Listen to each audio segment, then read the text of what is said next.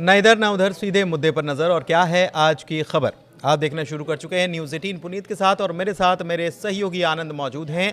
आज हम उनसे बात करने वाले हैं इजराइल और गाज़ा के बारे में।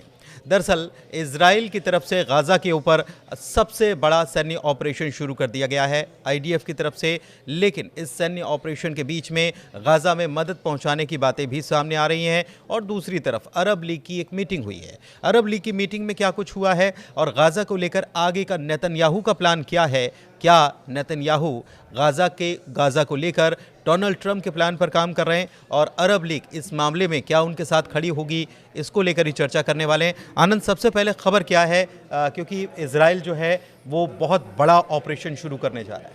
बिल्कुल, ये ऑपरेशन शुरू करने जा रहा है गाजा में। एक तरीके से वो गाजा पर पूरी कब्जे की तैयारी में शुरू हो चुका है। बिल्कुल हाँ। तो अब इजराइल क्या है कि गाजा में जो है पूरी तरीके से कब्जा करने की तैयारी करना शुरू कर दिया। एक तरीके से उसने प्लान भी जो बनाया है, उस प्लान को भी हम बताएंगे विस्तार से आपको कि क्या प्लान है, क्यों ऐसा हम बोल रहे हैं कि इजराइल का जो है कि गाजा पर कब्जा पूरी तरीके से हो जाएगी। दरअसल हुआ ये है कि नाकेबंदी बहुत दिनों से चल रही थी। इजराइल ने नाकेबंदी बहुत दिनों से लगा के रखी थी, जब से सीज फायर का उल्लंघन हो रहा था लगातार। उसके बाद इजराइल हमला शुरू कर देता है और लगातार हमला शुरू होता है। तब से ही इजराइल ने जो है कि नाकेबंदी लगा कर रखी थी। नाकेबंदी का मतलब यह है कि नाकेबंदी की वजह से कोई भी सहयोग गाजा में नहीं पहुंच रही थी, फिलिस्तीनियों को नहीं पहुंच रही थी। सहयोग मतलब कि जैसे कि खाने पीने के जो भी सामान आ रहे थे, यूएन की तरफ से आ रहे थे, बाकी देशों की तरफ से आ रहे थे, वो नहीं पहुंच रही थी। जो भी ट्रक आ रही थी वो इजराइल उसको वहीं रोक ले रहा था, पहले ही रोक ले रहा था। लेकिन अब इजराइल ने क्या किया है, एक तरीके से मित्र राष्ट्र जो देश हैं वो और प्लस अपने मंत्रिमंडल के दबाव में आकर के नेतन्याहू ने एक बहुत बड़ा फैसला लिया है। पहले कि उन्होंने जो नाकेबंदी थी वो हटाने का प्लान बना लिया है। एक तरीके से हटा भी दिया क्योंकि आज 20 ट्रक गाजा में पहुंचे हैं। 20 ट्रक मदद पहुंचनी शुरू हो गई है और आज ये 20 ट्रक पहुंच भी गई है। लोगों को मदद पहुंचाना शुरू हो गया है। लेकिन ये मदद पहुंचाई किस तरीके से जा रही है, ये जानना बहुत ही दिलचस्प है। ठीक है, इस पर आते हैं कि मदद कैसे पहुंचाई जा रही है। लेकिन इससे पहले मैं ये समझना चाह रहा हूं कि लगातार हम भी इस मसले को उठाते रहे और हम भी ये बताते रहे कि गाजा में लोग भुखमरी के शिकार हो रहे हैं। यूएन में इस बात को लेकर चिंता जताई गई कि गाजा में करीब 5 लाख लोग इससे प्रभावित होंगे। तो क्या ये माना जाए कि ये पूरी दुनिया में इजराइल की भर्त्सना या इजराइल के इस कदम की आलोचना की जा रही थी कि आप गरीब लोगों को, छोटे छोटे बच्चों को कैसे भुखमरी की कगार पर छोड़ सकते हैं, और इसीलिए इजराइल को इसके लिए झुकना पड़ा है, क्योंकि नेतन्याहू ने भी कहा है कि शायद रेड लाइन हो गई है अब हमारे। बिल्कुल। दरअसल क्या हुआ है कि 12 मई को एक रिपोर्ट पेश हुई थी यूएन में। उस यूएन में इसी हालात को लेकर के, जो अभी आप बता रहे हैं भुखमरी संकट को लेकर के, पूरी रिपोर्ट पेश हुई थी। इस रिपोर्ट पेश होने के बाद से एक तरीके से इजराइल पर बहुत बड़ा दबाव बनना शुरू हो गया था कि ऐसा नहीं होना चाहिए। यहाँ तक कि नेतन्याहू के जो मंत्रिमंडल है वो खुद ऐसा बोलने लगा है कि इसके वजह से इजराइल बदनामी शुरू हो गई है। एक तरीके से इजराइल पर लोग थू करने लगे हैं कि कैसी ये मानवता है जिसमें लोग भूखे मर रहे हैं। वहाँ पर हमला तो जारी है, रोज ऐसे आ रहे हैं कि 1-2 दिन में 250 लोग मर जा रहे हैं, फिलिस्तीनी मर जा रहे हैं। लेकिन इजराइल का कहना है कि हमला पर वो हमास पर कब्जा कर रहा है, लेकिन मारे जा रहे हैं उसमें आम नागरिक जो भूखे हैं। बीते 4 दिनों में 400 लोगों की मौत हुई है वहाँ। बिल्कुल 400 प्लस में ही है और ये आंकड़ा आने वाले समय में दिन प्रतिदिन बढ़ता ही जा रहा है, क्योंकि जैसे जैसे स्पष्ट हो रहा है, क्योंकि ये आंकड़ा और बड़ी संख्या में भी हो सकती है। बिल्कुल। एक चीज़ और है कि यहाँ पर आईडीएफ की तरफ से जो जवाबी कार्रवाई यहाँ पर की जा रही है, सैन्य ऑपरेशन जो चलाया जा रहा है, इसमें आपको हम बता दें कि वहाँ पर 3 अस्पताल ऐसे हैं जो अस्पताल चालू कंडीशन में थे, लेकिन अब वो अस्पताल भी काम करना बंद कर चुके हैं। इतना नुकसान यहाँ पर हुआ है और अस्पतालों को ये कह दिया गया है कि अब यहाँ पर आपका इलाज हम नहीं कर सकते।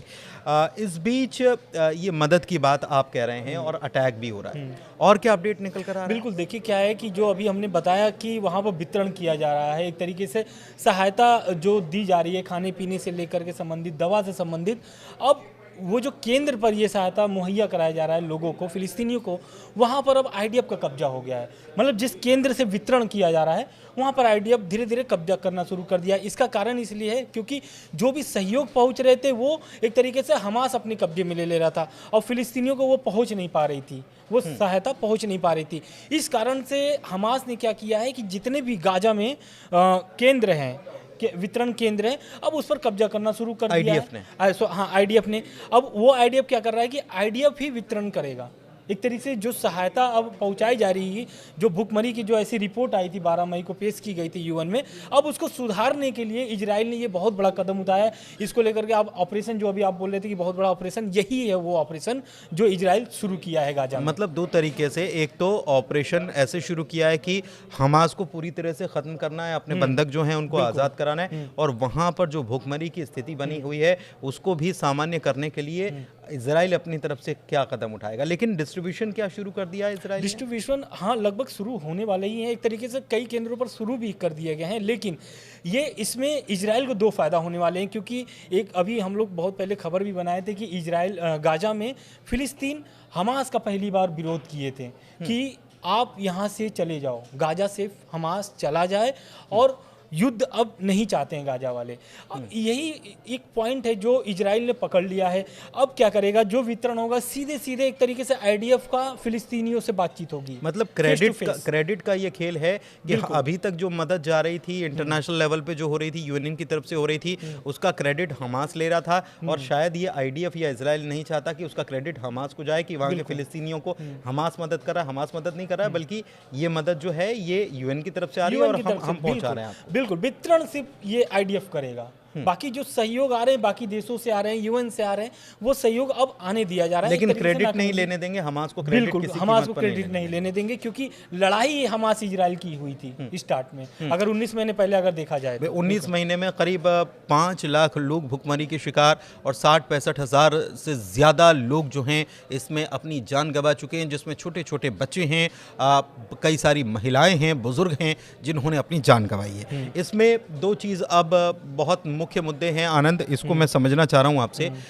एक तो गाज़ा को लेकर ट्रंप ने एक प्लान लेकर आए थे और उन्होंने कहा था कि गाज़ा ऐसा होगा, खुशहाल होगा, और वहाँ के फ़िलिस्तीनी जो हैं उनको हम आसपास के मुल्कों में बसाएंगे और रिहेबिलिटेट करेंगे और गाज़ा को नए तरीके से डेवलप करेंगे। तो एक प्लान तो ट्रंप का है, लेकिन इसी को लेकर अरब के जो देश हैं वो इससे नावाकिफ, वो इसे पसंद नहीं कर रहे थे। वो कह रहे थे कि ये प्लान तो काम नहीं करेगा और हम इसके बिल्कुल साथ में नहीं हैं। तो अरब लीग क्या कह रहा है, क्योंकि ऐसा लग रहा है कि नेतन्याहू जो हैं वो डोनाल्ड ट्रंप के प्लान पर ही काम कर रहे हैं। अगर गाज़ा को वो पूरी तरह से कंट्रोल करते हैं तो आने वाले वक्त में हो सकता है कि फ़िलिस्तीनियों को वहाँ से हटाकर पड़ोसी मुल्कों में भेजने के कवायद शुरू हो। बिल्कुल, लेकिन जो आप बता रहे हैं ना, ट्रंप ने इसमें संशोधन भी किया था। ट्रंप ने जो गाजा प्लान पेश किया था उसमें फिर जब अरब देशों ने जब एक अपना गाजा प्लान लेके आया था, उसके बाद एक अपडेट आती है ट्रंप की तरफ से। ट्रंप बोलते हैं कि फिलिस्तीन, क्योंकि ये वही कॉपी करते हैं, अरब वाली ही कॉपी करते हैं ट्रंप, क्योंकि अरब का जो गाजा प्लान था उसमें ये था कि फिलिस्तीनी वहीं पर रहेंगे और गाजा को नए तरीके से डेवलप किया जाएगा, पैसा हम जुटाएंगे। लेकिन पैसा उनके पास है नहीं, ये सब दुनिया जानती है। ट्रंप फिर उसमें संशोधन करते हैं और फिर से एक गाजा प्लान पेश करते हैं फिलिस्तीनियों के सामने। उसमें ये होता है कि फिलिस्तीनी वहीं पर रहेंगे और गाजा को नए तरीके से विस्तार दिया जाएगा, नए तरीके से एक तरीके से गाजा को डेवलप किया जाएगा। लेकिन बात रह गई अरब प्लान की, तो अरब अभी दरअसल हुआ क्या है कि अरब लीग शिखर सम्मेलन हुआ है, उसमें वैश्विक नेता लोग शामिल हुए थे। इस सम्मेलन में बहुत अहम गाजा को लेकर के प्लान लेकर के आया है, उसको दिया गया है अरब, एक तरीके से ना ये अरब फंड जुटाया जा रहा है, अरब फंड को लेकर के। उसमें क्या है कि फिर से एक गाजा प्लान लेकर के आया गया है। अब उसमें क्या है कि ये पहले तो बता दें कि ये जो बैठक हुई है ये हुई है इराक में, इराक की राजधानी बगदाद में ये बैठक हुई है। इसमें गाजा को लेकर के नए नए तरीके से प्लान पेश किया गया है।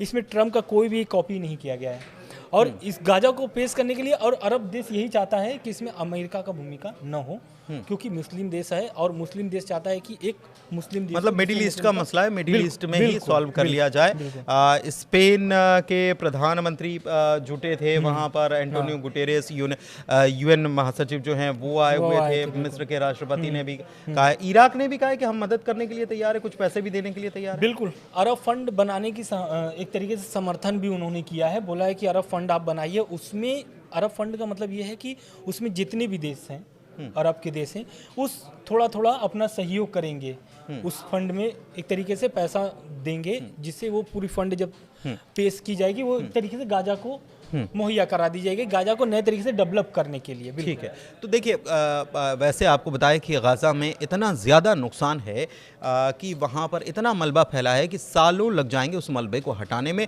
और वहाँ पर रीस्ट्रक्चरिंग करने में।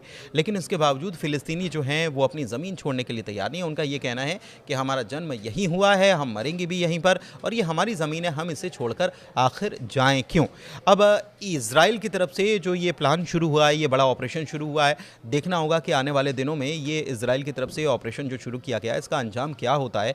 लेकिन फ़िलहाल तो खबर यही है कि 400 से ज़्यादा लोग 4 दिन में अपनी जान गंवा चुके हैं, जिसमें छोटे छोटे बच्चे हैं। और इज़राइल कह रहा है कि भुखमरी के हालात वहाँ पर बने हुए हैं और इसलिए हम मदद पहुँचाने की बात कर रहे हैं, हम मदद भी पहुँचाएंगे। लेकिन 5 लाख लोग भुखमरी के कगार पर हैं फ़िलिस्तीन में, गाज़ा में। ये सबके लिए चिंता की बात है और इसीलिए इज़राइल के ऊपर कहीं ना कहीं दबाव था पूरी दुनिया से, इसलिए इज़राइल ने वहाँ पर मदद भेजनी फ़िलहाल शुरू की है। तो ये चर्चा कैसी लगी, जानकारी कैसी लगी, ज़रूर बताइएगा। फ़िलहाल इस वीडियो को यहीं समाप्त करते हैं, चर्चा को समाप्त करते हैं और हमारे चैनल को लाइक कीजिए, सब्सक्राइब कीजिए। बहुत धन्यवाद। नमस्कार। नमस्कार।